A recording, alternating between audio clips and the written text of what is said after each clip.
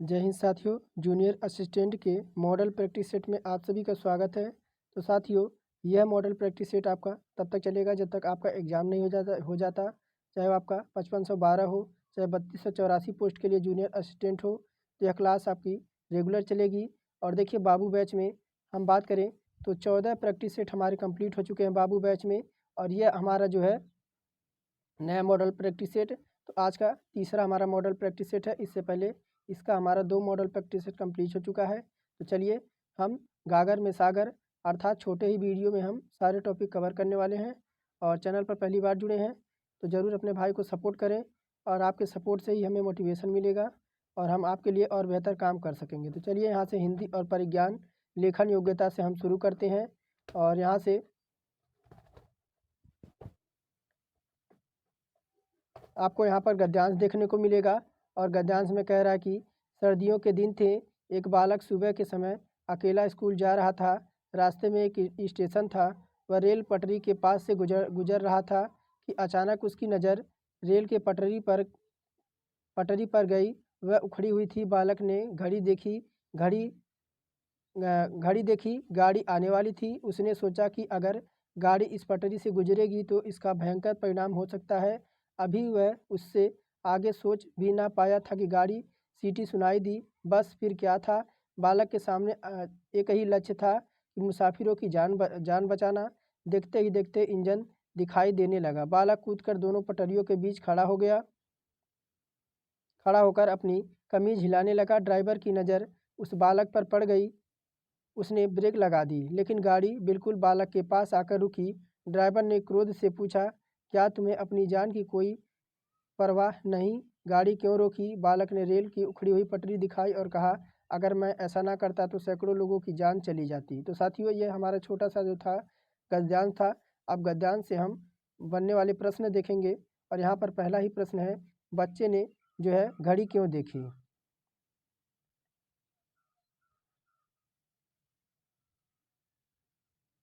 तो यहाँ पर पहला प्रश्न है कि बच्चे ने घड़ी क्यों देखी। तो देखिए, रेल के आने का क्या हो रहा था, तो यहाँ पर बात करेंगे। रेल की पटरी उखड़ी हुई थी और रेल आने का समय हो रहा था, इसलिए बच्चे ने जो है घड़ी देखी। तो यहाँ पर साथियों, पहले का बी ऑप्शन हमारा यहाँ पर करेक्ट होता है। आगे देखे हैं दूसरा नंबर, बच्चे का कमीज हिलाना व्यक्त करता है कि बच्चा क्या है, सूझबूझ को दर्शा रहा है, या बेवकूफ़ को, या शरारत को, या असावधानी को। तो यहाँ पर साथियों, अगर बात करेंगे कि बच्चे के सूझबूझ को दर्शा रहा था। आप जानते ही हैं कि लाल आपका जो होता है वह ट्रेन को खतरे के लिए, और हरा जो होता है वह रेलवे पासिंग के लिए, और जो आपका पीला होता है वह वेटिंग के लिए दर्शाता है। तो यहाँ पर अगर बच्चे की कमीज हिलाना क्या व्यक्त करता है, तो बच्चे की सूझबूझ को, कि बच्चा जो है समझदार है, वह चाहता है कि रेल रुके और बड़ा हादसा होने से बच जाए। तो यहाँ पर साथियों, दूसरे का ए ऑप्शन हमारा करेक्ट होता है। यहाँ पर तीसरा नंबर कह रहा है, रेल ड्राइवर को क्रोध क्यों आया। तो रेल ड्राइवर को क्रोध क्यों आया, यहाँ पर बात करेंगे कि बच्चे की ज़िंदगी का सवाल था कि अगर कहीं रेल ना रुकती तो बच्चा कहीं ना कहीं उसकी जान चली जाती रेलवे के नीचे दबकर। तो यहाँ पर बात करेंगे, ऑप्शन नंबर बी हमारे यहाँ पर करेक्ट होता है।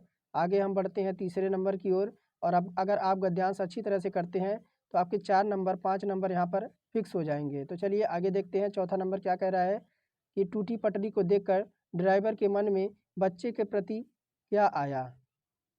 तो यहाँ पर बात करेंगे चौथे नंबर में कि आपका ऑप्शन नंबर सी, शाबाशी देने का भाव आया। अगर आप कोई अच्छा काम करते हैं जिससे किसी लोगों की जान बचती है या किसी का लाभ होता है, तो वहाँ जो है शाबाशी देने का भाव लोगों के द्वारा जो है उनके मन में आता है।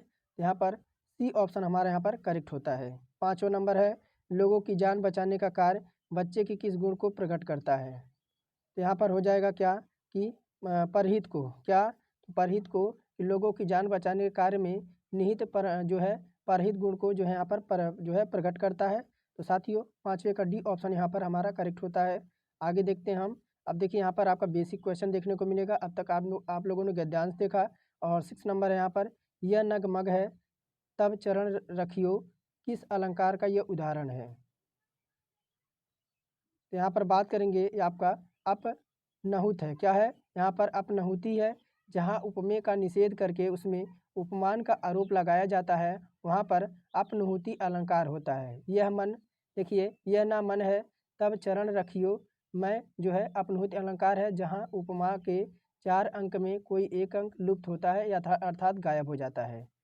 आगे देखिए 7वां नंबर कह रहा है कि एक क्षण भी ना सोचो कि तुम हो नष्ट, तुम अनस्वर हो, तुम्हारा भाग्य सुस्पष्ट, किस रस का यह उदाहरण है। तो एक क्षण भी ना सोचो कि तुम हो नष्ट, तुम हो अनस्वर, तुम्हारा भाग्य सुस्पष्ट, किस रस का यह उदाहरण है। तो यहाँ पर साथियों रौद्र रस है, वीर रस है, भयानक रस है। अब विकल्प डी में कह रहा है कि आपका इनमें से कोई नहीं। तो बात करेंगे यहाँ पर वीर रस है क्या है। तो देखिए काव्य में जहाँ ओजस्वी बातों का वर्णन किया जाता है वहाँ पर हमारा वीर रस जो है प्रकट करता है। दिए गए काव्यांश में अगर बात करें तो वीर रस की यहाँ पर विवेचना की गई है जिसका काव्य में जहाँ क्रोध नामक स्थायी भाव, विभाव, अनुभाव और संचारी भाव से स्पष्ट होता है, वह दशा जो है प्रमाण होता है। तो यहाँ पर साथियों हमारा वीर रस यहाँ पर जो है करेक्ट हो जाएगा। एक क्षण भी ना सोचो कि तुम हो नष्ट, तुम हो अनास्वर। आगे देखिए 8वां नंबर यशोगान का सही संधि विच्छेद यहाँ पर क्या होगा। तो यशोगान का यहाँ पर सही संधि विच्छेद क्या हो जाएगा, आपका 8वां नंबर है। तो यहाँ पर हो जाएगा ऑप्शन नंबर ए यशः प्लस गान। क्या हो जाएगा, यशः प्लस गान। और इसमें अगर बात करें साथियों तो यहाँ पर वर्ग,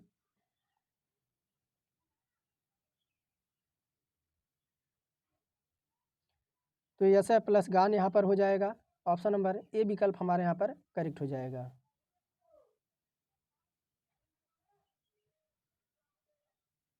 आगे देखिए 9वां नंबर है कौन सा शब्द बहुब्रीहि समास का सही यहाँ पर उदाहरण दे रखा है। तो आपका निशिदिन है, त्रिभुवन है, पंचानन है और पुरुष सिंह है। तो 9वें नंबर में बात करेंगे पंचानन। कौन सा पंचानन। तो देखिए बहुब्रीहि समास क्या होता है, तो दोनों पद मिलकर किसी तीसरे की ओर यहाँ पर इशारा करते हैं। जैसे आपका नीलकंठ है जिसे हम भगवान शिव कहते हैं, और चतुर्भुज यानी जिसके 4 भुज हैं अर्थात ब्रह्मा कहते हैं। तो यहाँ पर साथियों हमारा पंचानन, तो यहाँ पर हमारा ऑप्शन नंबर सी विकल्प हमारे यहाँ पर करेक्ट हो जाएगा।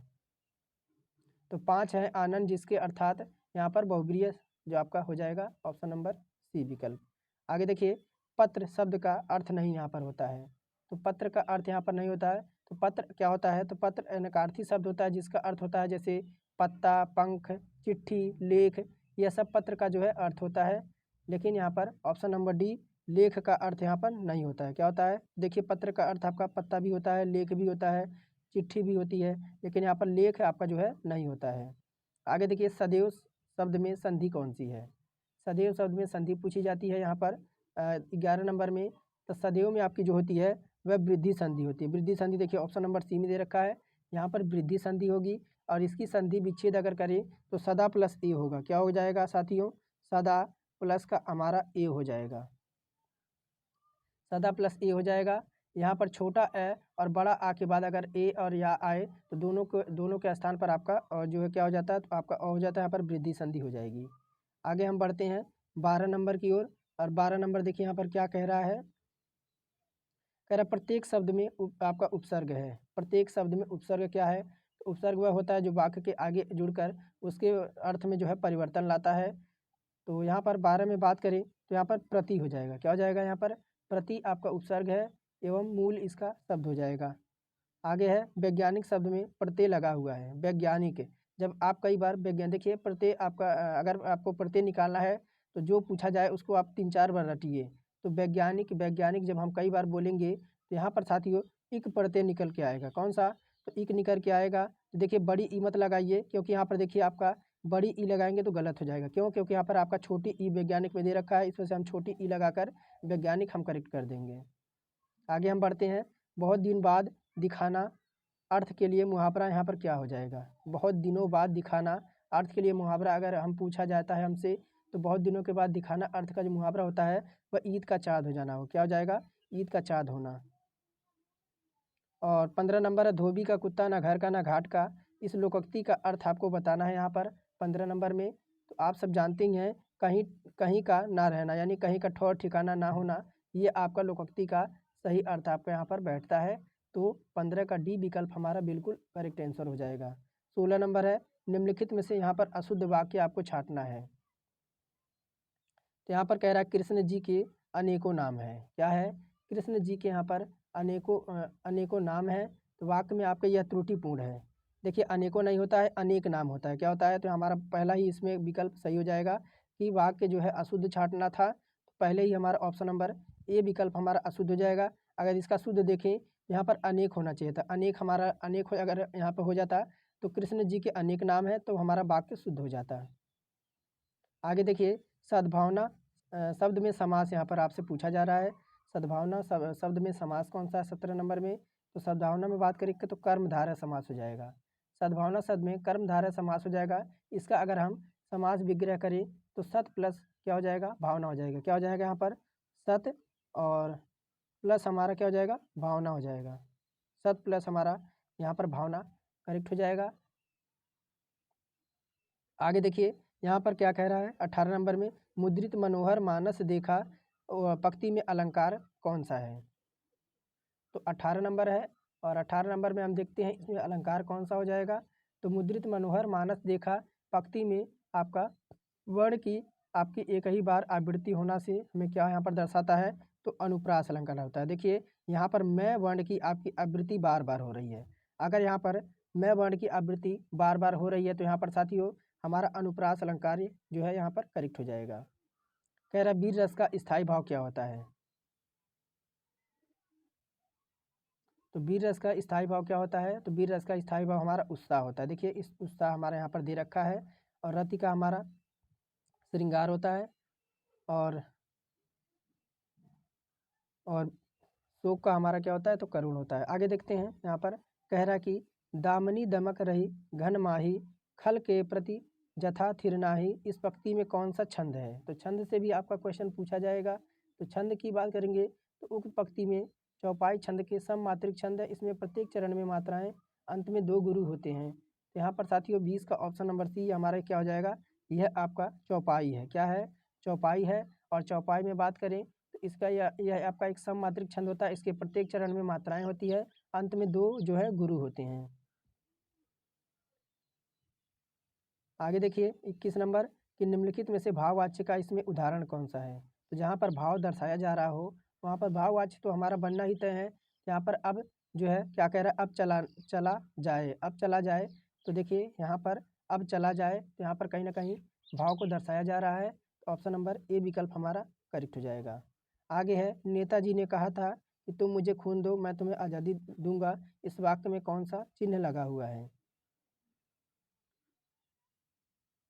तो यहाँ पर बात करेंगे साथियों, यहाँ पर देखिए आपका ये वाला जो देख रहा है और ये वाला ये क्या है? ये आपके उद्धरण चिन्ह है। क्या है? उद्धरण चिन्ह है। और बात करेंगे पूर्ण विराम चिन्ह आपका इस तरह का होता है।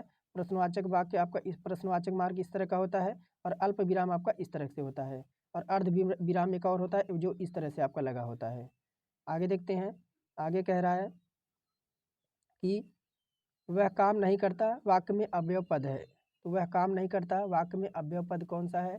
तो उक्त वाक्य में अगर देखें तो यहाँ पर नहीं, क्या नहीं यानी नेगेटिव। यहाँ पर क्या हो जाएगा? उक्त वाक्य में नहीं आपका अव्यय पद है।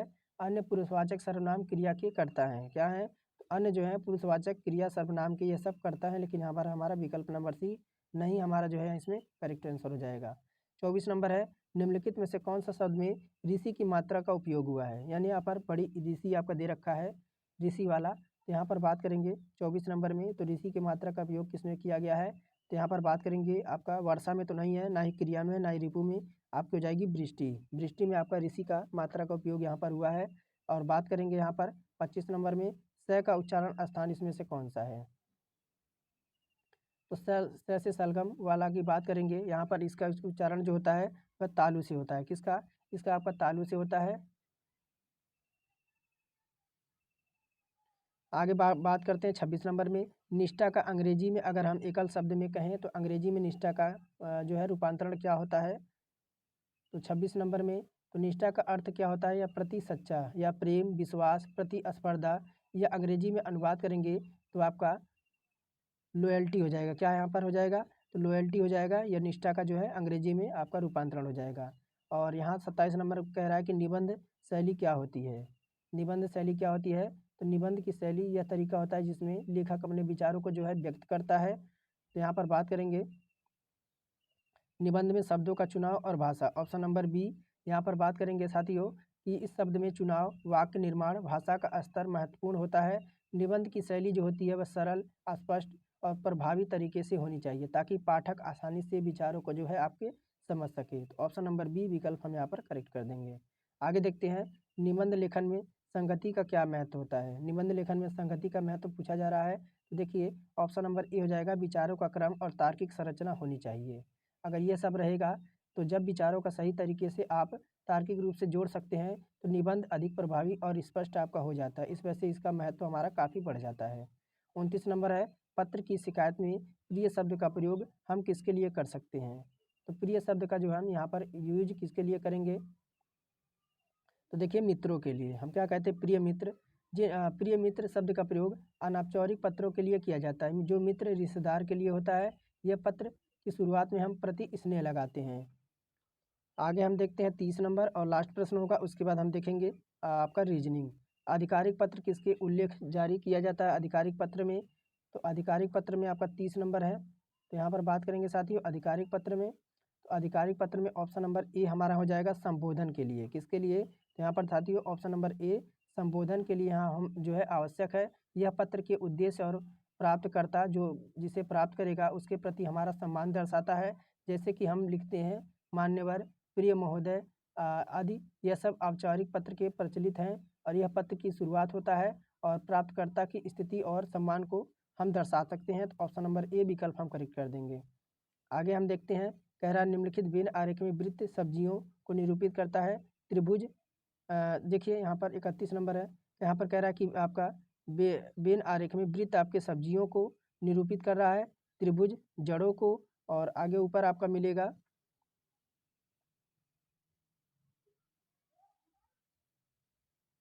और कह रहा है कि यहाँ पर एक मिनट थोड़ा सा छोटा कर दें, निरूपित करता है वर्ग कठोर मृदा को, और यहाँ निरूपित कर रहा है आयत गर्मियों को निरूपित कर रहा है। और निम्नलिखित में से कौन सा अक्षर उन जड़ों वाली सब्जियों को निरूपित करता है जो गर्मियों में उगती हैं लेकिन कठोर मृदा में नहीं उगती हैं। तो साथियों ये जो हमारा है वह सब्जियों को निरूपित कर रहा है। कौन सा, ये सब्जियों को निरूपित कर रहा है। और ये जो आपका कठोर मृदा को, किसको, कठोर मृदा को निरूपित कर रहा है। और बात करेंगे, और ये जो आपका है वह गर्मी को निरूपित कर रहा है। जैसे कि आप सब जानते हैं कि गर्मी का हमारा मौसम आ गया है। त्रिभुज जो है वह जड़ को निरूपित यहाँ पर कर रहा है। और ये तो हमारा हो गया, डायग्राम बन के रेडी हो गया। तो कह रहा है कि चित्र से कह रहा है कि क्या यहाँ पर पूछ रहा है, जो गर्मी में कह रहा है कि कौन सा अक्षर उन जड़ वाली सब्जियों को निरूपित कर रहा है जो गर्मी में उगती हैं लेकिन कठोर मृदा में नहीं उगती हैं। तो यहाँ पर साथियों बात करेंगे ऑप्शन नंबर डी में। कठोर मृदा हमारा नहीं होना चाहिए, कठोर मृदा नहीं होना चाहिए हमारा। तो कठोर मृदा को यहाँ पर हम हटा देते हैं। तो जड़ में और आपका सब्जियाँ हैं, और आपका यहाँ पर गर्मियों में भी इसे जो है आपका व्यक्त कर रहा है। तो अगर बात करेंगे अक्षर डी उन जड़ों वाली सब्जियों को निरूपित करता है जो गर्मी में जो है उगती हैं। तो यहाँ पर साथियों ऑप्शन नंबर डी विकल्प हम यहाँ पर करेक्ट कर देंगे। आगे देखिए, कह रहा उस विकल्प का चयन करें जिसका तीसरे पद से वही संबंध है जो दूसरे पद वाले का पहले पद से है। तो ब्लॉक है LB PKC, और आपका यहाँ पर मार्जिन है। मार्जिन के आगे आपका यहाँ पर क्वेश्चन मार्क लगाकर पूछ रहा है। तो यहाँ पर साथियों अगर हम B से L तक जाते हैं, कहाँ से, B से कहाँ जाते हैं, B से यहाँ पर देखिए, B से अगर हम C तक जाते हैं तो हमें माइनस आपका 1 मिलेगा। L से K तक जाएंगे तो माइनस का 1 मिलेगा। यहाँ पर O से हम कहाँ जाएंगे, O से आपका P तक जाएंगे तो क्या मिलेगा, O आपका 15 पे, P हमारा 16 पे, यानी आपका क्या हो रहा है +1 -1 +1 -1 +1 -1, ये हमारा पैटर्न चल रहा है। तो साथियों अगर हम M से जो है +1 करते हैं तो हमें L मिलेगा। क्या मिलेगा, हमें L मिलेगा। उसके बाद A के बाद ये आपका A दे रखा है, A में हम क्या करेंगे, A में +1 करेंगे तो हमें क्या मिलेगा, B मिलेगा। क्या मिलेगा, BL। तो देखिए साथियों BL तो आपका इसमें भी नहीं है, ना ही इसमें भी है, आपका ऑप्शन नंबर डी में है और आपका बी में है। अब आगे देखते हैं, फिर आपका R है। R में क्या करेंगे, R में जैसे ही हम -1 करेंगे तो हमें क्या मिलेगा, R 18 पे होता है। उसके बाद हमें Q मिलेगा। क्या मिलेगा, Q मिलेगा। तो स्पष्ट होता है, तो विकल्प हमारा डी ऑप्शन इसमें बिल्कुल हमारा करेक्ट हो जाएगा। आगे देखते हैं, कह रहा है कि दिए गए पैटर्न को यहाँ पर ध्यानपूर्वक अध्ययन करना है आपको और उस संख्या का चयन करना है जिसमें प्रश्नवाचक के स्थान पर आपकी अगली संख्या आ सकती है। तो 13, 26, 39 है और उसके बाद 30 और आपका 42 और 42 के बगल में ही आपका क्वेश्चन मार्क है। तो यहाँ पर अगर हम क्या करें साथियों, तो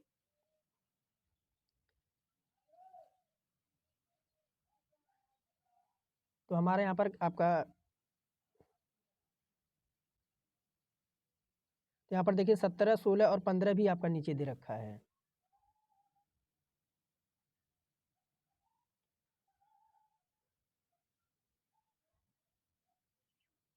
यानी हमारा इसमें पैटर्न कौन सा लग रहा है, तो कौन बताएगा इसमें पैटर्न कौन सा लग रहा है। तो साथियों अगर यहाँ पर हम 13 और 17 को ऐड कर दें तो देखिए 13 और 17 को अगर यहाँ पर ऐड करते हैं तो हमें 30 मिलेगा। उसी प्रकार 26 और 16 को यहाँ पर ऐड करते हैं तो 42 मिलेगा। अगर हम 39 और 15 को ऐड करते हैं तो हमें कितना मिलेगा, 39 और 15 को यहाँ पर ऐड करते हैं तो 9, 5, 14 के 4 हमारा हो गया, हासिल का 1 बचा, 3, 1, 4, 1, 5 हो गया, 54 आ गया। तो देखिए 54 ऑप्शन नंबर बी में है। तो देखिए करना क्या है, पहले को और तीसरे को जोड़कर हमारा 30 प्राप्त होता है। उसी प्रकार यहाँ पर 26 को यानी पहले को जोड़ दिया, फिर हमारा तीसरे यानी 16 को जोड़ दिया तो हमें 42 मिल गया यहाँ पर। उसी प्रकार हमें क्या करना है, 39 को जोड़कर 15 को जोड़कर हमें यहाँ पर क्या मिल जाएगा, 54 मिल जाएगा, यानी 54 मिल जाएगा, ऑप्शन नंबर बी।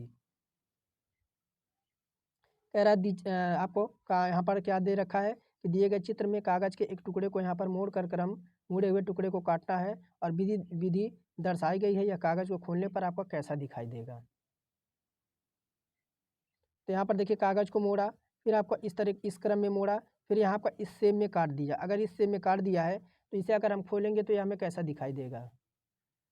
तो साथियों अब यहाँ पर देखिए सबसे पहले ये डायग्राम तो आपका ए बनेगा नहीं। क्यों नहीं बनेगा, क्योंकि आपका देखिए बीच में आपका एक गोला सा है और ना ही आपका ये वाला डायग्राम बनेगा और ना ही आपका देखिए इसमें आपका इस तरह से एक मार्क दे रखा है, लेकिन इसमें आपका है नहीं। इस वजह से विकल्प नंबर सी हम ऑप्शन जो है करेक्ट कर देंगे।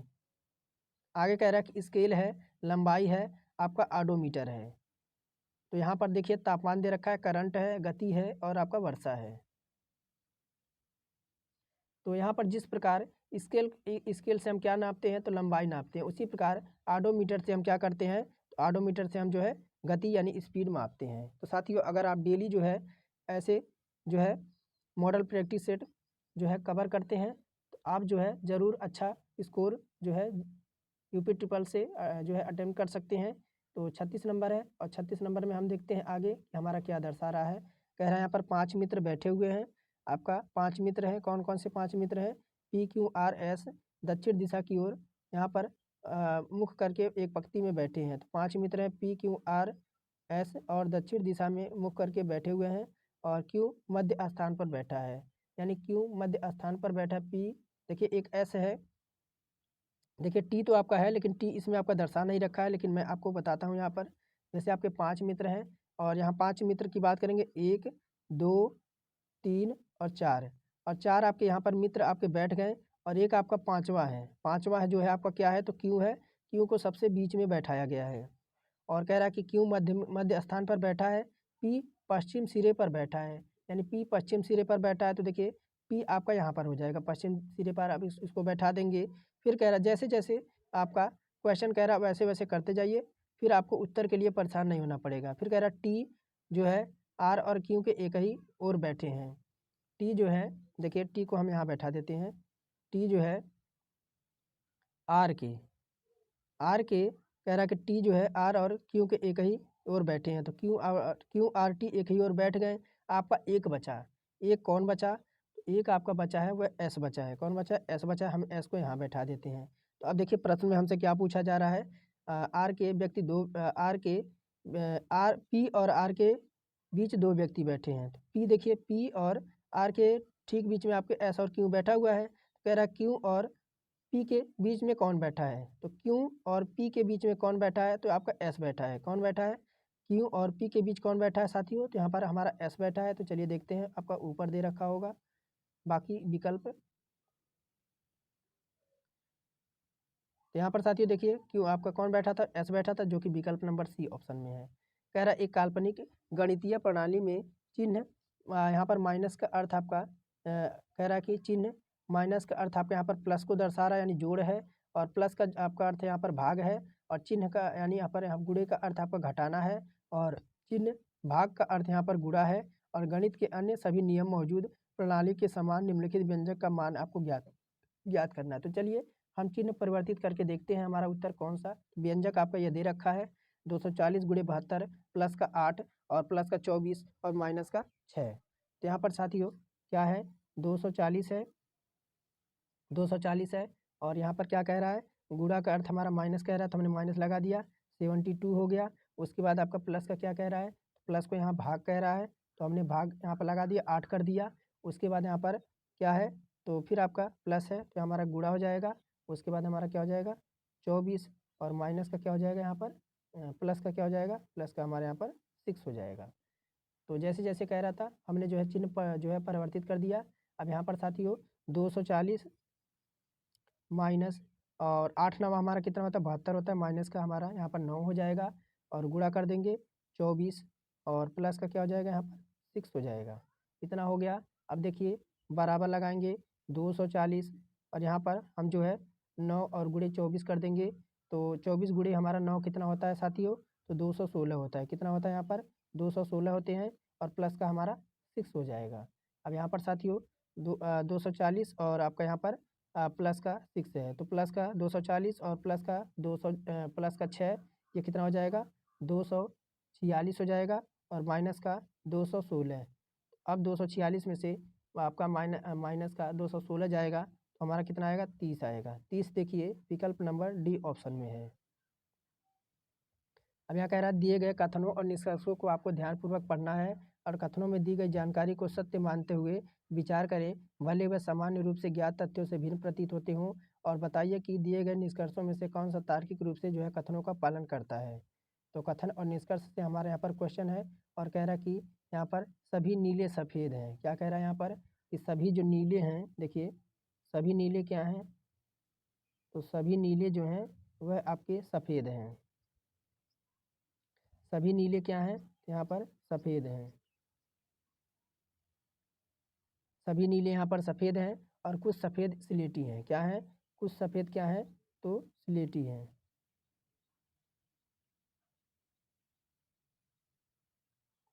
सभी सफ़ेद क्या हैं तो आपके स्लेटी हैं। अब देखिए अब हम पढ़ते हैं निष्कर्ष। कह रहा सभी स्लेटी सफ़ेद हैं। सभी स्लेटी सफ़ेद नहीं है तो यहाँ पर देखिए सभी जो है स्लेटी आपके सफ़ेद नहीं हैं। यहाँ क्या कह रहा है कि सभी स्लेटी सफ़ेद हैं तो सभी स्लेटी सफ़ेद नहीं बल्कि आपके कुछ स्लेटी यहाँ पर आपको जो है कुछ अगर कहता तो आपका सही हो जाता तो हमारा जो है डायग्राम गलत हो जाएगा। फिर कह रहा है सभी स्लेटी नीले हैं तो सभी स्लेटी जो है नीले हैं यानी यहाँ पर हमारा दोनों निष्कर्ष जो है गलत हो जाएंगे। यानी केवल यहाँ पर ना तो निष्कर्ष 1 पालन कर रहा है ना ही निष्कर्ष 2 पालन कर रहा है। तो यहाँ पर साथियों हम कौन सा विकल्प लगाएंगे ऑप्शन नंबर बी लगा देंगे। आगे देखिए कह रहा उस विकल्प का चयन करें जो तीसरे शब्द से वही संबंध दर्शा रहा है जो दूसरा शब्द पहले शब्द से। भुवनेश्वर का उड़ीसा दे रखा है तो आपका आइजोल का पूछ रहा है।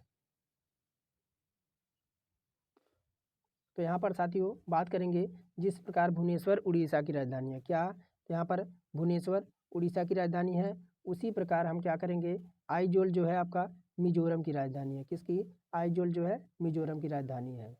आगे देखिए यहाँ किसी निश्चित कुट भाषा में एरो को क्या लिखा है एरो को यहाँ पर आपका आपका FOOSE लिखा जाता है और आपका जर्म को यहाँ पर आपका थोर लिखा जाता है। उसी भाषा में मोबर को किस प्रकार लिखा जाएगा। तो ये मैं आपके लिए जो है होमवर्क रखता हूँ। आप कमेंट में ज़रूर बताइएगा कि इसका जो है मोबाइल को किस प्रकार लिखा जाएगा। आप फटाफट स्क्रीनशॉट ले लीजिए और यहाँ पर सॉल्व करके मुझे बताइए। मैं चेक करना चाहता हूँ कि आप अपने एग्ज़ाम के प्रति कितने वफ़ादार हैं और आपकी तैयारी क्या चल रही है। तो साथियों ये आपके लिए होमवर्क रहेगा 40 नंबर प्रश्न मैं देखता हूँ और मैं इसका रिप्लाई आपको ज़रूर दूँगा। और 40वां आपका कौन सा विकल्प यहाँ पर हो जाएगा। आगे बढ़ते हैं 41 नंबर और कह रहा है आपका उस विकल्प को आपको चयन करना है जिसकी तीसरी संख्या से वही संबंध है जो दूसरी संख्या का पहली संख्या से संबंध है। तो यहाँ पर साथियों अगर हम यहाँ पर क्या लगा सकते हैं तो यहाँ पर हम पहले गैप देकर देखते हैं कि हमारा जो है गैप देखकर देखते हैं कि हमारा उत्तर आता है कि नहीं। तो हम गैप देखकर देखें 31 और 90 का हम गैप देखते हैं तो यहाँ पर हमें 59 का गैप दिख रहा है, 59 का गैप दिख रहा है। उसी प्रकार अगर हम आपका 43 और 37 दे रखा है, तो 43 अगर हम यहाँ पर क्या करें तो 43 में अगर देखिए हम 43 में क्या करते हैं, 43 में 59 ऐड करके देखते हैं हमें क्या मिलता है। तो 9 9 का हमारा 18 यहाँ पर हो जाएगा, 18 का 8 हो जाएगा, 4 5 9 और 1 10, 108 आ जाएगा। 108 हमारा देखिए कहीं पर है, 1 मिनट देखिए देखते हैं, 43 है, 43 था ना, 43 में हम कितना जोड़ दें, 59 हमें जोड़ना है। सॉरी उस बार हमारा शायद दूसरा गलत जुड़ गया था। तो 9 3 हमारे यहाँ पर 12 हो जाएगा, 12 का 1 हासिल 1, 5 4 9 1 10, 102 हमारे यहाँ पर आ गया। 102 आ गया यानी ऑप्शन नंबर बी हमारे यहाँ पर राइट आंसर हो जाता है। आगे देखते हैं, आगे आपका 42 नंबर, और 42 नंबर कह रहा है उस अक्षर संयोजों का चयन करें कि दी गई श्रृंखला रिक्त स्थानों की क्रमिक रूप से यहाँ पर रखने पर श्रेणी को जो है पूर्ण कर देगी। तो यहाँ पर देखिए आपका यानी इसे कौन सा डायग्राम पूरा करेगा, तो यहाँ पर हम बात करेंगे आपका यहाँ पर x2 आपका दे रखा है, x2 दे रखा है यानी x2 यहाँ पर हमारा आना चाहिए। x2 यहाँ पर अगर आएगा तो यानी लास्ट में हमारा 2 आना चाहिए, जो कि हमारा देखिए विकल्प नंबर डी में है। तो इस तरह से आपको जो है क्वेश्चन को सॉल्व करना रहेगा। आगे हम बढ़ते हैं, और यहाँ कह रहा है 43 नंबर में निम्नलिखित 4 अक्षर समूहों में से 3 किसी तरह से आपका संगत हैं, एक असंगत है, उसी असंगत समूह को आपको यहाँ पर चयन करना है। तो यहाँ पर DRS है, NMP है, HQ है और DEF है।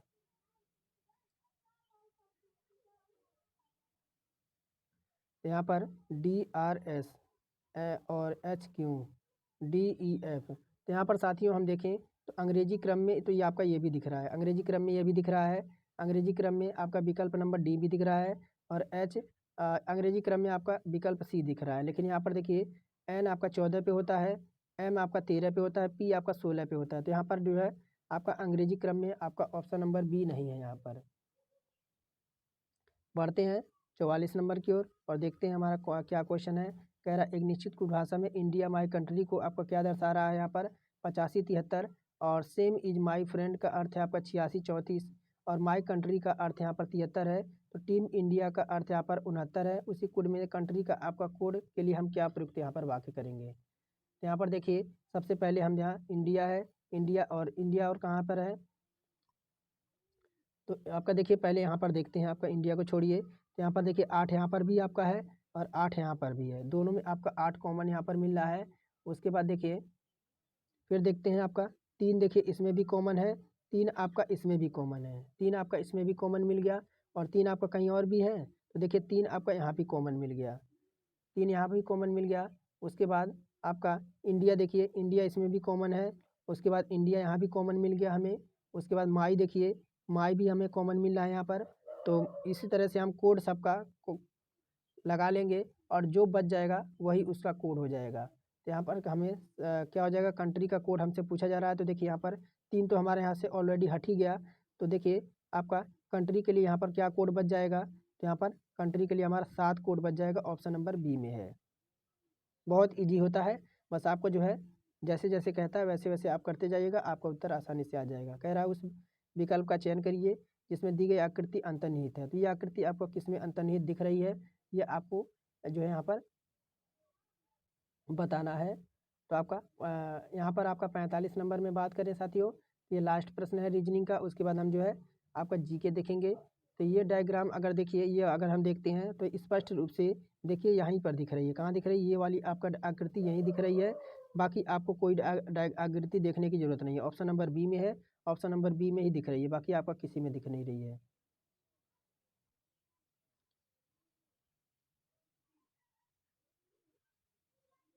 अब देखिए सामान्य जानकारी ये कह रहा है भारतीय संविधान के निम्नलिखित में से किस अनुच्छेद में वार्षिक वित्तीय विवरण यानी बजट का प्रावधान आपका किया गया है। तो यहाँ पर साथियों बात करेंगे 46 नंबर में,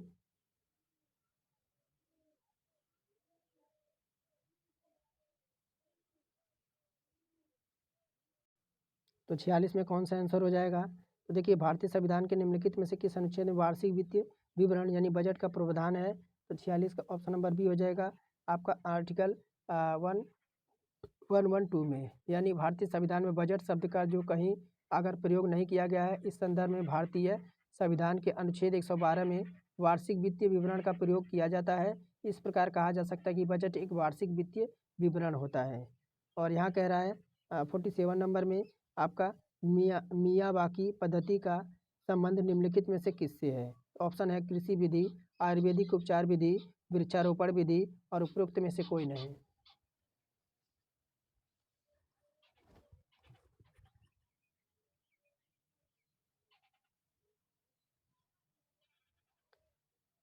तो कौन सा इसका ऑप्शन हो जाएगा? बात करेंगे 47 नंबर में, तो ऑप्शन नंबर सी हो जाएगा वृक्षारोपण विधि है। क्या है? भारत के प्रधानमंत्री ने मन की बात में एपिसोड में मियावाकी वृक्षारोपण की अवधारणा पर चर्चा की थी। उन्होंने सीमित साधनों पर घने शहरी वन स्थापित करने की जापानी तकनीक पर प्रकाश डाला था। मियावाकी का पद्धति की प्रणाली जापान वनस्पति वैज्ञानिक आकिरा मियावाकी हैं। इस पद्धति से बहुत कम समय में जंगलों को घने जंगलों में जो है परावर्तित हम कर सकते हैं। आगे हम देखते हैं और कह रहा है कांग्रेस के प्रथम अधिवेशन के स्थान और अध्यक्ष के संदर्भ में निम्नलिखित में से कौन सा विकल्प यहाँ पर सही है? कह रहा है कोलकाता, फिरोज शाह मेहता, बॉम्बे, WC बनर्जी। तो 48 का हमारे यहाँ पर कौन सा हो जाएगा? तो देखिए साथियों, विकल्प आपके सी और डी भी है, लेकिन यहाँ पर हमारा ऑप्शन नंबर बी करेक्ट होता है कि कांग्रेस के प्रथम अधिवेशन बॉम्बे में WC बनर्जी की अध्यक्षता में हुई थी। भारतीय राष्ट्रीय कांग्रेस की स्थापना बात करें तो आपका 1885 में हुआ था। 85 में ये आपका इसकी स्थापना हुई थी। और इसका महत्व जो था, इसके महासचिव एलन आपके ऑक्टोविलियम हुम थे और लॉर्ड डफरिन भारत के तत्कालीन उस समय वायसराय थे।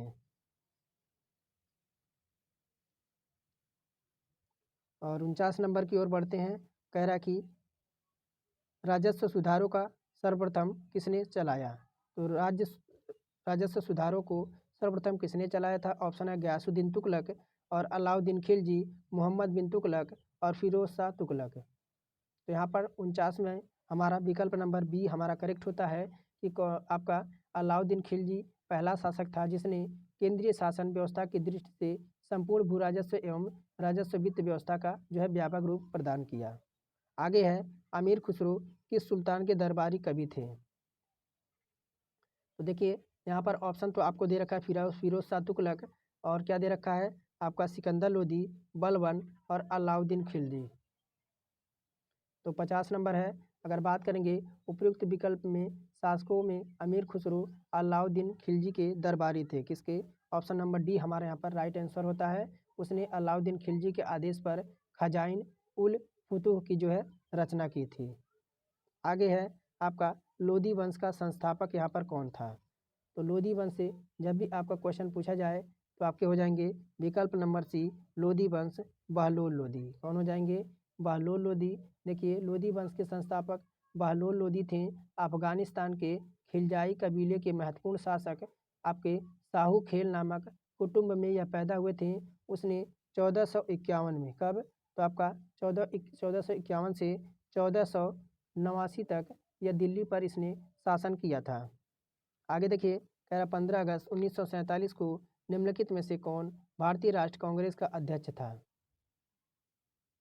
तो यहाँ पर बात करेंगे साथियों, राजेंद्र प्रसाद हैं, जवाहरलाल नेहरू हैं, JP कृपलानी हैं, सरदार वल्लभ भाई पटेल हैं। तो यहाँ पर 52 में जो हमारा ऑप्शन सी हो जाएगा JP कृपलानी। यानी भारत के स्वतंत्रता विभाजन के समय आचार्य JP कृपलानी कांग्रेस के अध्यक्ष थे। वह 23 नवंबर 1946, कब?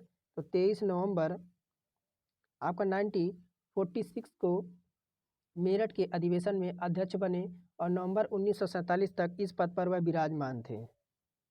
आगे है अधोलिखित में आपको एक सही सुमेलित आपको इसमें से कौन सा नहीं है? तो कैगा का कर्नाटक दे रखा है, रावत भाटा का राजस्थान है और आपका मुप्पा नंदल का तमिलनाडु है, एन्नोर का मेघालय दे रखा है। तो आपका देखिए कैगा आपका कहाँ का है? कैगा आपका कर्नाटक का है। कहाँ पर है? कैगा कर्नाटक का है। रावत भाटा आपका राजस्थान का है और यह भारत के परमाणु ऊर्जा उत्पादन केंद्र है। और आपका मुप्पल नंदन तमिलनाडु के कन्याकुमारी जिले में है। कहाँ पर है? मुप्पा नंदन आपका तमिलनाडु के कन्याकुमारी जिले में है। और सबसे बड़ा तटवर्ती आपका पॉन्ड फार्म है, जबकि एन्नोर आपका जो है तूतीकोरन रामगुंडम तमिलनाडु तापीय ऊर्जा केंद्र है। कहाँ पर है? तो आपका यह तमिलनाडु यानी तमिलनाडु का आपका ये है क्या है, तो आपका तापीय ऊर्जा केंद्र है। तो विकल्प डी हमारा जो है सुमिलित यहाँ पर नहीं है। आगे है, कह रहा है सजातीय एवं आपका मंगोलियड भारत में कहीं पाया जाता है। सजातीय ग्रुप मंगोलियाड भारत में कहाँ पाया जाता है? ऑप्शन में देखिए यहाँ पर क्या दे रखा है, दक्षिण क्षेत्र और दक्षिण मध्य क्षेत्र, उत्तरी पश्चिमी क्षेत्र और उत्तर पूर्व क्षेत्र। 54 का विकल्प डी हमारा ऑप्शन करेक्ट होता है, उत्तर पूर्व क्षेत्र। कहाँ पर? तो आपका मंगोलियड भारत के उत्तरी पूर्वी क्षेत्र में पाए जाते हैं। यह लंबा जनजातीय सिक्किम और गारो एवं खासी मेघालय में पाए जाते हैं। इनकी त्वचा का रंग पीला, मध्यम, ऊंचाई सिर के बाल और भूरे, खड़े नाक, चपटी और आंखें जो होती हैं वह धसी होती हैं।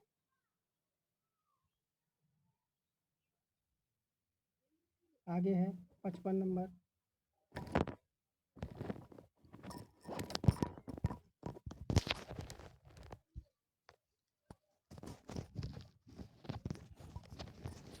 तो आगे 55 नंबर है और कह रहा है कि भारत में सबसे बड़ा जनजातीय समुदाय यहाँ पर कौन सा है?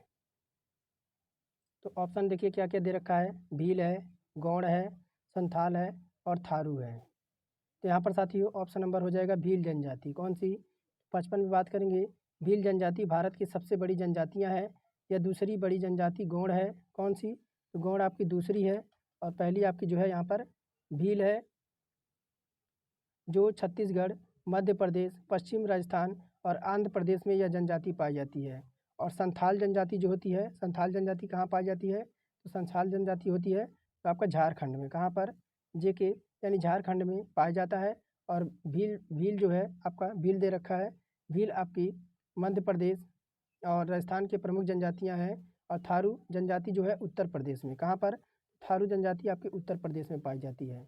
और 56 नंबर है, भारत में सबसे व्यापक रूप से पाई जाने वाली मृदा यहाँ पर मिट्टी कौन सी है? तो यहाँ पर दे रखा है मरुस्थलीय मृदा, लेटराइट मृदा, जलोढ़ मृदा और काली मृदा। तो ऑप्शन नंबर सी हमारा हो जाएगा जलोढ़ मृदा। कौन सा? तो भारत में काली मिट्टी को रेगुर काली मिट्टी कपास की खेती के लिए आपका उपयुक्त होता है। ट्रॉपिकल ब्लैक और ट्रॉपिकल आपका चराचम आदि नामों से इसे जाना जाता है। कपास की कृषि के लिए काली मृदा बहुत उपयुक्त यहाँ पर होती है। आगे बढ़ते हैं। 1 मिनट, 56 नंबर था ना, 56 नंबर, 1 मिनट से। तो हमारा देखिए हाँ सी विकल्प ही हमारा करेक्ट हो जाएगा, जलोढ़ मृदा। आगे है, भारत में कपास की खेती के लिए मिट्टी निम्नलिखित में से कौन सी वर्ग से संबंधित है? 57 नंबर में। तो इसका भी देखिए क्या हो जाएगा।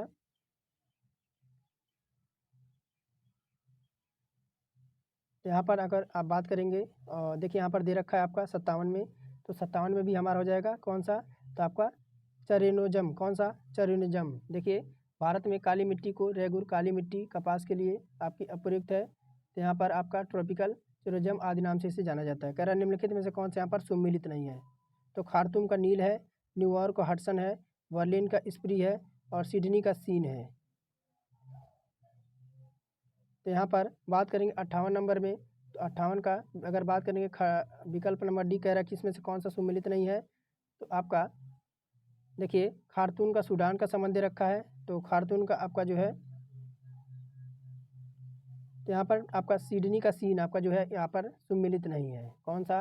तो अगर खार्तून का सूडान का संबंध नील नदी से है और न्यूयॉर्क का जो है हडसन की खाड़ी से है, तो ये तो आपके सही हो जाएंगे। और फिर यहाँ पर स्प्री नदी आपका फिर जर्मनी का स्प्री नदी दे रखा है बर्लिन का, तो ये आपके सही हो जाएगा। लेकिन विकल्प डी हमारा जो है सिडनी का सीन दे रखा है। क्या? तो यहाँ पर सिडनी का संबंध आपका कहाँ से होगा? तो डर्लिंग से होगा। कहाँ से? तो सिडनी का संबंध जो आपका होगा वह डर्लिंग से होगा। कहाँ से? तो डर्लिंग से होगा, आपका सीन से नहीं होगा। आगे है, कह रहा कि नारमेडी बीच कहाँ स्थित है?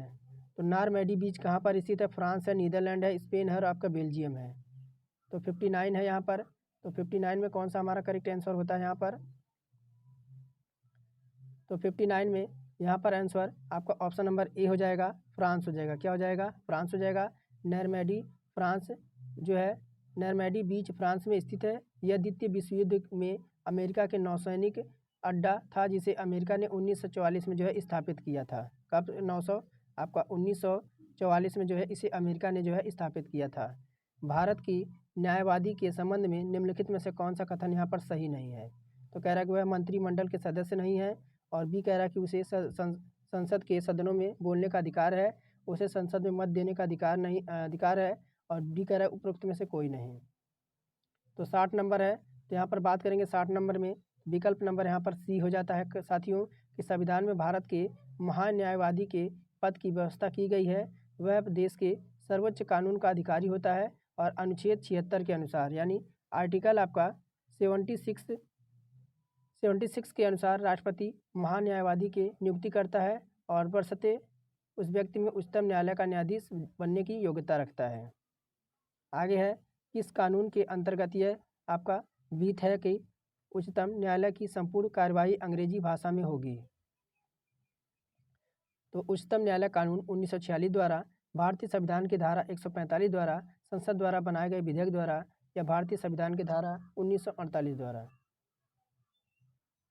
तो यहाँ पर बात होगी 61 की, ऑप्शन नंबर डी हमारा करेक्ट हो जाएगा कि भारतीय संविधान की धारा 348 के अनुसार भारत के उच्चतम न्यायालय की संपूर्ण कार्यवाही अंग्रेजी भाषा में होगी। बात करेंगे 62 की, तो यहाँ पर कह रहा है कि एक अंतरिक्ष यात्री अपने सहपाठी को चंद्रमा की सतह पर सुन नहीं सकता है, क्यों? कह रहा है कि उत्पत्ति आवृत्ति ध्वनि आवृत्ति से अधिक होती है। ऑप्शन ए कह रहा है, बी कह रहा है रात्रि में तापमान बहुत कम और दिन में अधिक होता है, और सी कह रहा है ध्वनि प्रचारित करने का माध्यम नहीं होता है, और डी कह रहा है चंद्रमा की सतह पर कोई क्रेटर है। तो यहाँ पर अगर बात करेंगे आपका 62 का, तो 62 का ऑप्शन नंबर सी हो जाएगा कि देखिए, एक अंतरिक्ष यात्री अपनी सहपाठी को चंद्रमा की सतह पर सुन नहीं सकता है क्योंकि वह ध्वनि प्रचलित करने का कोई माध्यम नहीं होता है। ध्वनि तरंगों के संचरण के लिए द्रव्यमान जो होता है वह माध्यम आवश्यक होता है, परंतु चंद्रमा पर वायुमंडल ना होने के कारण द्रव्यमान माध्यम नहीं है, तो इसलिए चंद्रमा पर ध्वनि की तरंग संचरण जो है हो नहीं पाता है। तो ऑप्शन नंबर सी यहाँ पर राइट आंसर होता है। आगे देखिए, कह रहा है कि सभी जैविक यौगिकों में सबसे अधिक आवश्यक मूल तत्व है यहाँ पर।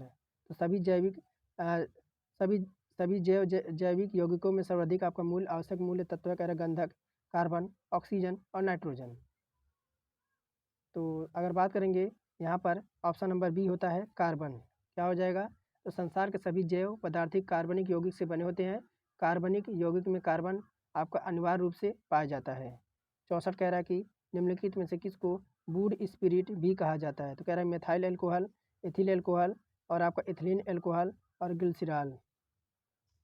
तो 64 का ऑप्शन नंबर ए विकल्प यहाँ पर करेक्ट होता है कि देखिए, मेथिल मेथाइल अल्कोहल को कास्ट वुड रिपिस्ट के नाम से भी जाना जाता है क्योंकि यह शुरू में यह मुख्य रूप से लकड़ी के भंजक श्रवण से प्राप्त किया जाता है। कह रहा कि आपका प्रालेथ्रीन एक सामान्यतः है, क्या है? कह रहा कि प्रालेथीन एक सामान्यतः क्या है? कह रहा पीड़ानाशक, पेशी शिथिलक, मच्छर विकर्षक और आपका केसरंजक। तो आपका 65 नंबर है और ये आपका हो जाएगा विकल्प नंबर सी, मच्छर विकर्षक हो जाएगा। क्या हो जाएगा? आपका पार्लेथ्रिबिन एक कीटनाशक है जो आमतौर पर घरों में मच्छरों को नियंत्रण करने के लिए प्रयोग किया जाता है, और यह आपका पार्लेथ्रिबिन मच्छरों को तंत्रिका तंत्र को प्रभावित करके उन्हें प्रति आकर्षित करता है। आगे देखते हैं हम, और आगे है यहाँ पर कंप्यूटर के प्रश्न। कह रहे ऑप्टिकल नंबर प्रणाली का आधार क्या है? तो ऑप्शन में 2 है, 4 है, 9 है और 8 है।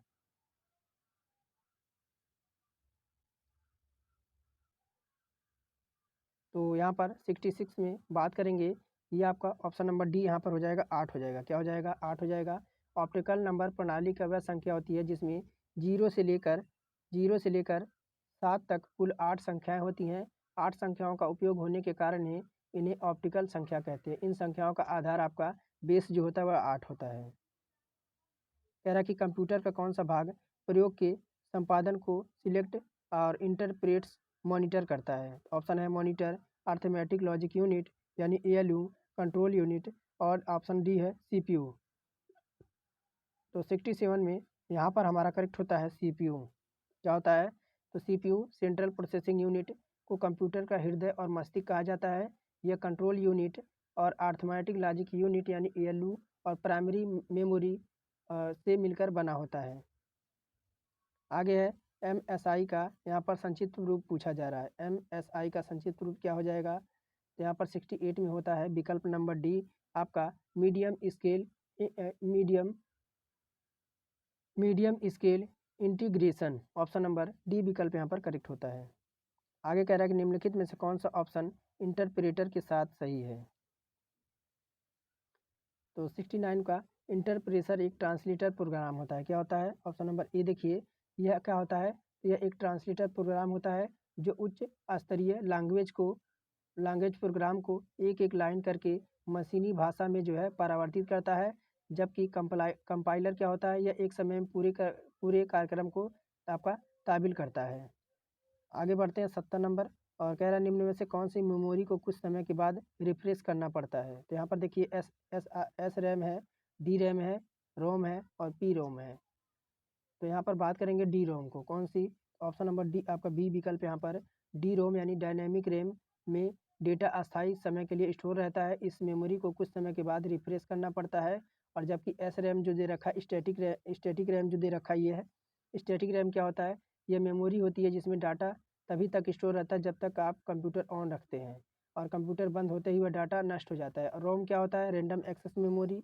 यह क्या होता है? तो देखिए, यह डाटा पढ़ा जा सकता है परंतु उसे परावर्तित नहीं किया जा सकता है। और प्री रोम दे रखा है, यहाँ पर पी रोम दे रखा है, यानी यहाँ पर आपका प्रोग्राम बल रीड वनली मेमोरी। यह डेटा को जो है परावर्तित करके इसमें किया जा सकता है।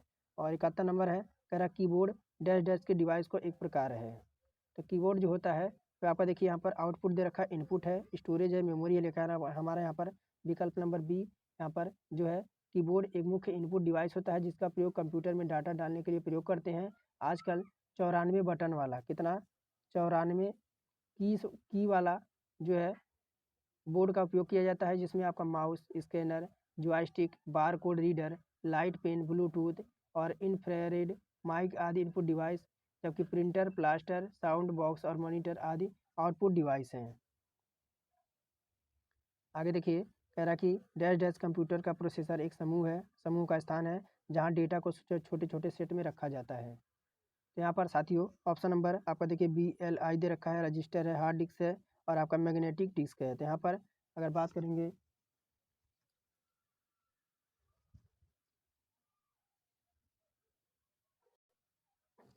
तो यहाँ पर 72 की बात करेंगे। 72 में कौन सा करेक्ट हो जाएगा? Option number B, register. Register क्या होता है? तो रजिस्टर एक कंप्यूटर प्रोसेसर का एक स्थान होता है जहाँ डेटा को जो है छोटे छोटे सेट्स में रखा जाता है। रजिस्टर का कंप्यूटर के CPU में एक मेमोरी लोकेशन होती है जो पानी को सुरक्षित रखने हेतु प्रयुक्त की जाती है। और 73 नंबर यहाँ पर डिस्क के लिए वर्तमान दस्तावेज को प्रति बनाने के लिए क्या करेंगे? कह रहा है सेव कमांड का प्रयोग करेंगे और सेव एस कमांड का प्रयोग करेंगे, डुप्लीकेट कमांड का प्रयोग करेंगे और डी है क्रिएट कॉपी कमांड का प्रयोग करेंगे। तो यहाँ पर 73 में बात करेंगे साथियों, तो 73 में ऑप्शन नंबर बी यहाँ पर करेक्ट होता है कि देखिए डिस्क के लिए वर्तमान दस्तावेज की एक प्रति बनाने के लिए सेव एस कमांड का उपयोग करते हैं। बढ़ते हैं 73 नंबर की ओर, और 73 नंबर क्या कह रहा है यहाँ पर? 73 है नहीं, 74 है। कह रहा है MS एक्सेल में हाइपर लिंक के लिए शॉर्टकट की क्या है? कह रहा है Ctrl+R, Ctrl+O, Ctrl+T और Ctrl+K। तो MS एक्सेल में हाइपर लिंक के लिए शॉर्टकट की हम क्या दबाएंगे? तो 74 में बात करेंगे Ctrl+K, क्या दबाएंगे?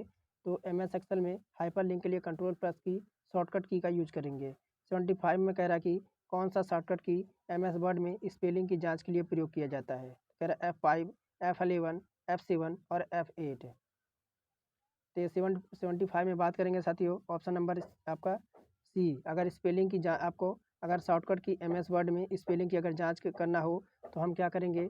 F7 की का यहाँ पर जो है हम यूज करेंगे। और 76 नंबर है, कह रहा कि आपका डैश डैश एक से अधिक प्रोग्राम एक साथ चलाने के लिए अनुमति देता है। तो आपका मल्टी यूजर है और मल्टी प्रोसेसिंग है और स्विचिंग सिस्टम है और मल्टीटास्किंग है।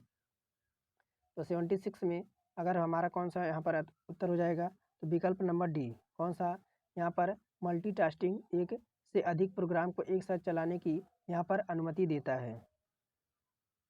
77 है, निम्न कमांड में कौन सी IP स्तर कनेक्टिविटी की जांच करने के लिए प्रयुक्त किया जाता है? ऑप्शन है आपका डेल टी, DIR और आपका चेक डिस्क और पिंक। तो 77 में ऑप्शन नंबर हमारा पिंग हो जाएगा। क्या हो जाएगा? देखिए पिंग कमांड की आईपी स्तर कनेक्टिविटी की जांच करने के लिए प्रयोग किया जाता है। 78 है कि आईपी संस्करण 4 को डैश डैश की संबोधित प्रणाली है। तो यहाँ पर बात करेंगे ऑप्शन नंबर, देखिए 32 बिट दे रखा है ऑप्शन नंबर ए में। तो देखिए आईपी एड्रेस नेटवर्क में सर्वर उससे जुड़े प्रत्येक मोड को एक पहचान कोड दिया जाता है जो आईपी एड्रेस कहलाता है। आईपी एड्रेस जो है वह अंकों से मिलकर बना होता है। इसमें आपका 0 से 255 तक की संख्याओं का यहाँ पर प्रयोग किया जाता है। कह रहा कि आईपी संस्करण 4 एक डैश डैश का संबोधित प्रणाली है। तो 78 तो हमारा हो गया। तो आपका 32 बिट है। कह रहा कि निम्न में से कौन सा प्राइवेट नेटवर्क को सार्वजनिक नेटवर्क में फैलाता है? तो लोकल एरिया नेटवर्क यानी आपका लोकल एरिया नेटवर्क यानी LAN, virtual private network, enterprises private network, storage area network. तो 79 में अगर बात करेंगे option number A local area network है। कौन सा? तो लोकल एरिया नेटवर्क एक ऐसा नेटवर्क होता है जो आपका सीमित क्षेत्र के लिए प्रयुक्त किया जाता है, जो किसी भवन में उपस्थित कंप्यूटर के माध्यम से लैन में कंप्यूटर को जोड़ने के लिए जो है टेपोलॉजी अथा आपका एक्सिंगल केबल का प्रयोग किया जाता है। यहाँ पर 89 है 80 है आपकी नेटवर्क भीड़ होती है। तो कह रहा है ट्रैफिक ओवरलोडिंग के मामले में, और जब एक प्रणाली समाप्त हो जाती है। और सी कह रहा है जब दो नोड्स के बीच संबंध समाप्त हो जाता है। और डी कह रहा है इनमें से कोई नहीं। तो 80 नंबर में हमारा जो साथियों करेक्ट होता है कि ट्रैफिक ओवरलोडिंग के मामले में नेटवर्क भीड़ यानी नेटवर्क कॉन्जेक्शन होता है। ऑप्शन नंबर ए हमारे यहाँ पर करेक्ट हो जाएगा। अब बढ़ते हैं यूपी स्पेशल की तरफ। और यहाँ पर साथियों कह रहा है कि प्राचीन भारत में आपका जमदाग्नि ऋषि का आश्रम जमानिया में था, जो कि वर्तमान में उत्तर प्रदेश के किस जिले में स्थित है? ऑप्शन है देखिए लखनऊ, गाजीपुर, वाराणसी, सीतापुर। तो यहाँ पर ऑप्शन हमारा करेक्ट होता है ऑप्शन नंबर बी। कौन सा? देखिए प्राचीन भारत में जगदाग्नि ऋषि का आश्रम जमानिया में था, जो कि अब वर्तमान उत्तर प्रदेश के गाजीपुर जनपद में आपका स्थित है। कह रहा कि उत्तर प्रदेश में बारिश के मौसम में निम्नलिखित में से, तो यहाँ पर देखिए क्या कह रहा है? कह रहा है कि उत्तर प्रदेश में बारिश के मौसम में निम्नलिखित में से कौन से गीत गाए जाते हैं? तो यहाँ पर अगर बात करेंगे तो बिरहा है, रसिया है, चैती है और कजरी है। तो ऑप्शन हमारा डी हमारा करेक्ट होता है यहाँ पर कि उत्तर प्रदेश में बारिश के मौसम यानी सावन के मौसम में महिलाओं द्वारा मुख्यतः कजरी लोकगीत गाया जाता है। और कजरी जो गाया जाता है वो आपका मिर्ज़ापुर क्षेत्र में। कहाँ पर? तो मिर्ज़ापुर क्षेत्र में आपका खास आपका यहाँ पर लोकप्रिय गीत है। आगे बढ़ते हैं 83 नंबर की ओर। और 83 नंबर क्या कह रहा है?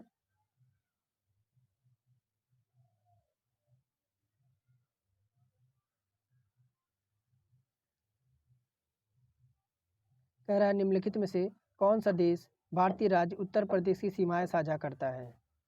तो चीन है, भूटान है, नेपाल है और बांग्लादेश है।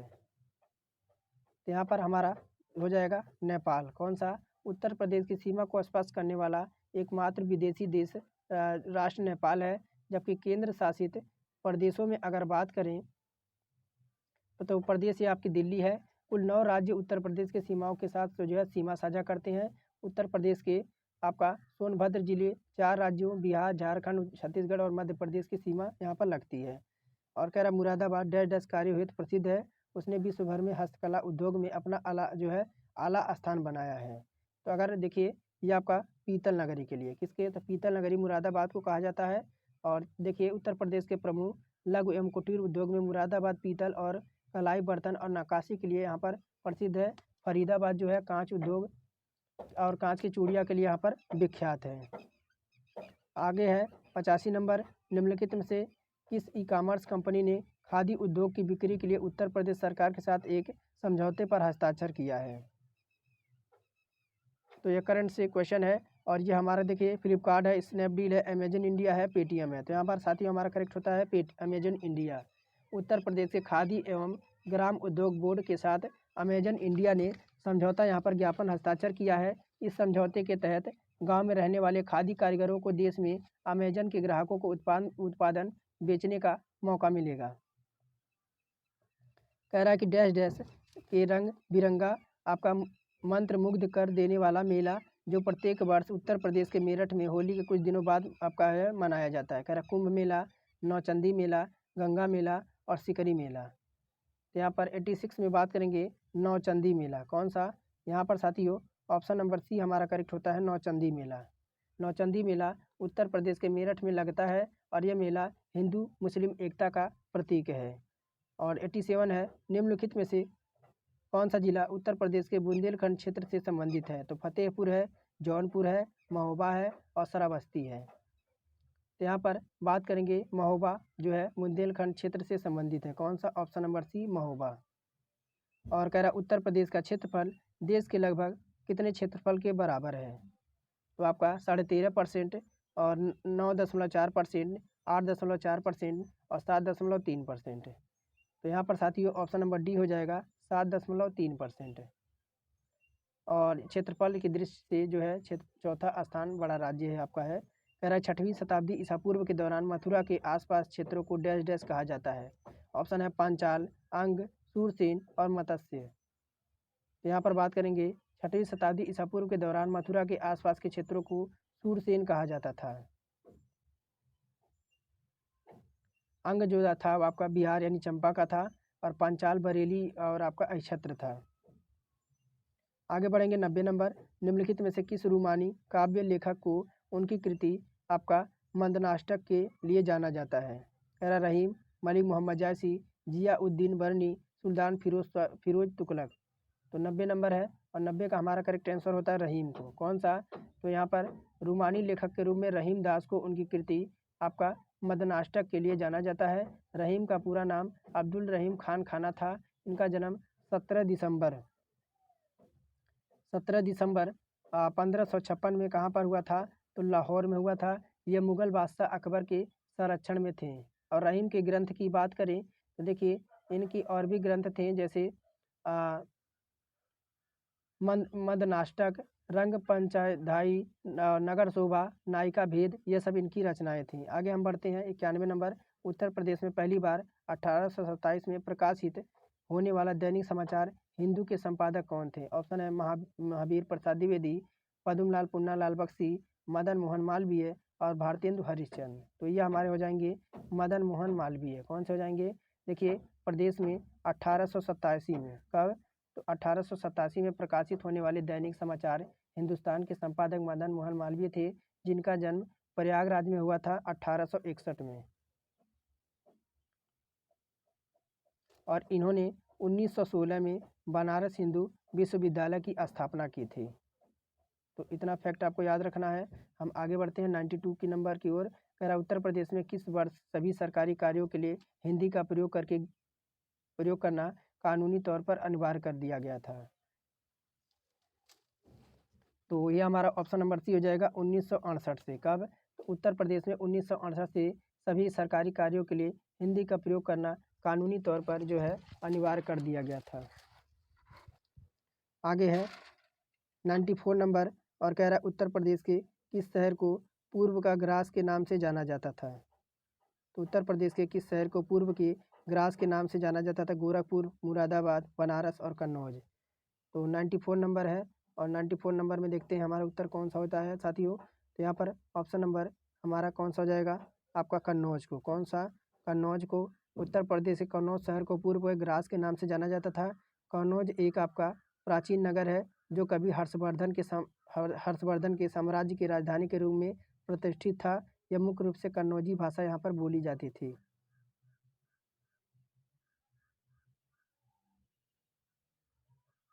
आगे है कह रहा प्रसिद्ध सूफी संत शेख सलीम चिश्ती का दरगाह उत्तर प्रदेश के किस जिले में आपका स्थित है? तो कह रहा है जौनपुर और आपका फतेहपुर सीकरी और बाराबंकी। तो 95 में हमारा कौन सा उत्तर हो जाएगा? तो फतेहपुर सीकरी। कौन सा? तो संत शेख सलीम चिश्ती ख्वाजा मुइनुद्दीन चिश्ती के पौत्र थे। सूफी सलीम चिश्ती की दरगाह उत्तर प्रदेश के फतेहपुर सीकरी के आगरा के समीप स्थित है। यहाँ पर अकबर द्वारा पंचमहल, बुंदेल दरवाज़ा आदि प्रसिद्ध इमारतें बनवाई गई थीं। 94 नंबर है उत्तर प्रदेश का राजकीय फूल कौन सा है? तो आपका गुलाब है, गेंदा है, चमेली है और पलाश है। तो विकल्प हमारा डी होता है। विकल्प हमारा डी आपका पलाश यानी टसू यहाँ का आपका एक वृक्ष है जो फूल बहुत ही आकर्षक होता है। इसका आकर्षक फूलों के कारण इसे जंगल की आग भी कहा जाता है। पलाश की वैज्ञानिक नाम ब्यूटिका मोनोस्पर्मा है। 97 नंबर यहाँ पर प्रश्न पूछा जा रहा है। उत्तर प्रदेश के लोकायुक्त भ्रष्टाचार विरोधी प्राधिकरण का पद आपका कब सृजित किया गया था? तो 97 में आपका 1975 में। कब? यहाँ पर आपका 1975 में। और यहाँ पर कह रहा पूनम यादव किस खेल से संबंध रखती हैं? तो यहाँ पर देखिए कह रहा कि कुश्ती, भारोत्तोलन, तीरंदाजी और आपका यहाँ पर शतरंज। तो मेनका पन्ना भारोत्तोलन से संबंधित है। तो पूनम यादव ने 8 अप्रैल 2018 को गास्ट कोस्ट में भारोत्तोलन में आपका महिलाओं से 69 किलो भार स्पर्धा में भारत का स्वर्ण पदक जीता था। कौन सा?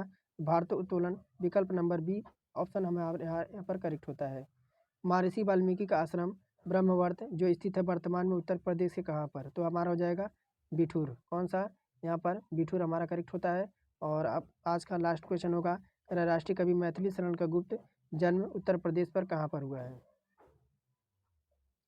तो हमारा हो जाएगा राष्ट्रीय कवि मैथिली शरण का गुप्त देखिए कब जन्म हुआ था इनका? तो 3 अगस्त। कब? तो 3 अगस्त 1886 को झांसी में हुआ था। कहाँ पर? झांसी में हुआ था। आज का टेस्ट हमारे यहीं पर ख़त्म होता है। तो टेस्ट कैसा लगा कमेंट में आप ज़रूर बताइएगा। अगर ये वीडियो आपके लिए यूजफुल रहा तो शेयर ज़रूर करिए, लाइक करिए और चैनल पर पहली बार जुड़े हैं तो अपने भाई को ज़रूर सपोर्ट करें। और आपके सपोर्ट और प्यार से ही है हम और आपको अच्छी तरीके से जो है तैयारी करा पाएंगे। तो आज के लिए साथियों फ़िलहाल इतना ही रखेंगे, फिर मिलेंगे नेक्स्ट मॉडल प्रैक्टिस सेट में।